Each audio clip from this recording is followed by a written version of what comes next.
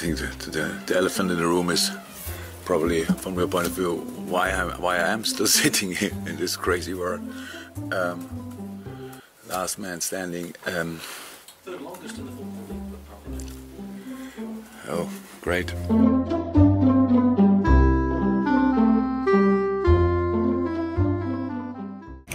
Retrouvez votre magazine avec Winamax. Winamax, le plus important, c'est de gagner. Hello à tous, ravi de vous retrouver dans la quotidienne. Et oui, Jürgen Klopp a chaud. Son Liverpool se déplace ce soir à Chelsea après l'éviction de Graham Potter à la tête des Blues. C'est le 13e manager à avoir été démis de ses fonctions cette saison en Première Ligue. Mais l'Allemand, pour l'instant, il est toujours là malgré une 8e place. Alors c'est tendu, mais l'ami Jürgen sait pourquoi il n'a pas encore été évincé.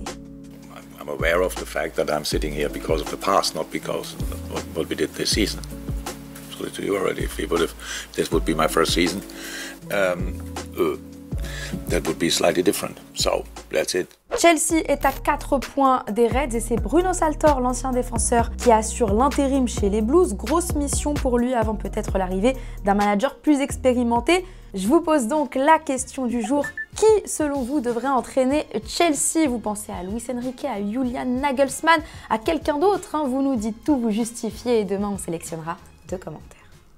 En Espagne, J-1 avant El Clasico, le 3e en un mois, ça commence à faire beaucoup. Ça se passe au Camp Nou, 1-0 à l'aller en demi-finale de la Copa del Rey pour les Catalans. Mais dans la presse ibérique, on ne parle pas de sport parce que le Barça est dans une sauce, accusé de corruption depuis février et d'avoir versé plus de 6 millions d'euros pendant plusieurs années au numéro 2 de l'institution arbitrale espagnole Enrique Negreira. Au niveau national, les Blaugrana ne risquent rien car les faits remontent à plus de 3 ans, mais l'UEFA s'est saisi du dossier et pourrait exclure le Barça de toute compétition européenne. Voici donc ce qu'a déclaré le président de la haute instance du football européen, Alexander Ceferin.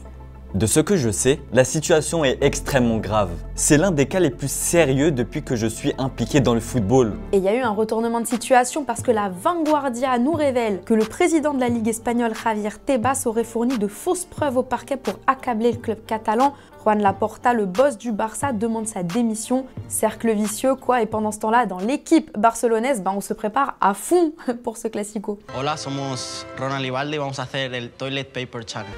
¿Avísame? Ya está.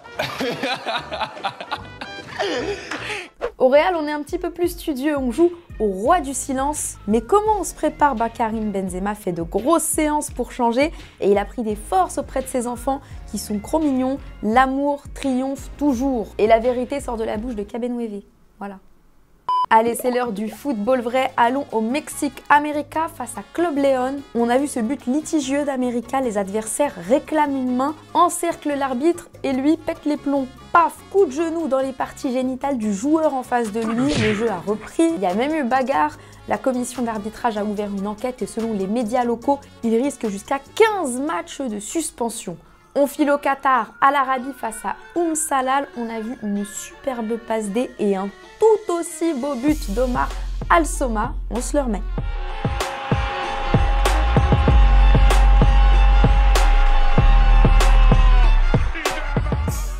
Sans transition, nos Bleus ES sont arrivés hier à Clairefontaine en vue de leur match amicaux face à la Colombie et au Canada. Wendy Renard a été nommée capitaine par Hervé Renard, justement, c'est malin.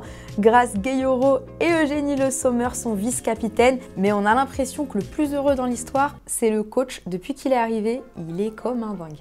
Comme j'ai toujours une bonne étoile et une bonne chance, j'ai atterri dans la chambre à Didier Deschamps, donc je vais essayer de la tenir correctement, parce qu'il est là depuis tellement longtemps qu'elle y est presque attribuée.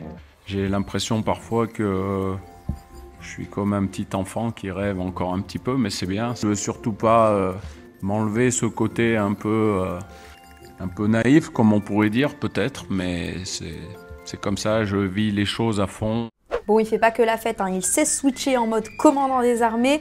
Il a mis des règles en place. La première, c'est lorsqu'on rentre dans la salle de réunion, on termine la réunion, on passe à table, c'est de mettre ses téléphones sur une table. Voilà. Moi, j'aime bien parce que quand on reçoit un message et parfois on répond entre les jambes, vous savez comment ça se passe, même dans vos réunions respectives, des fois. On est là, on textote entre les jambes, en dessous, donc je pense que c'est mieux de se parler.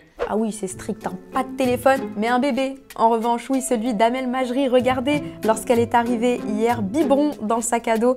Elle est venue accompagnée de sa fille de 9 mois et c'est une volonté d'Hervé Renard de faire évoluer les choses à ce sujet.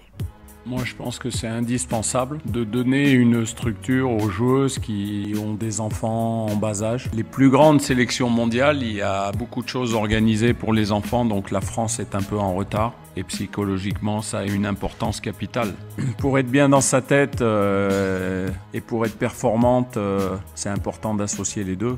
On reste en France, en Ligue 1, le Rennais Karl Toko Ekambi, il va bien justement depuis qu'il est au Stade Rennais. Il a accordé un entretien à SoFoot et il est revenu sur son aventure lyonnaise, décriée par les supporters et malmenée même. Il a évoqué avec émotion cet épisode difficile.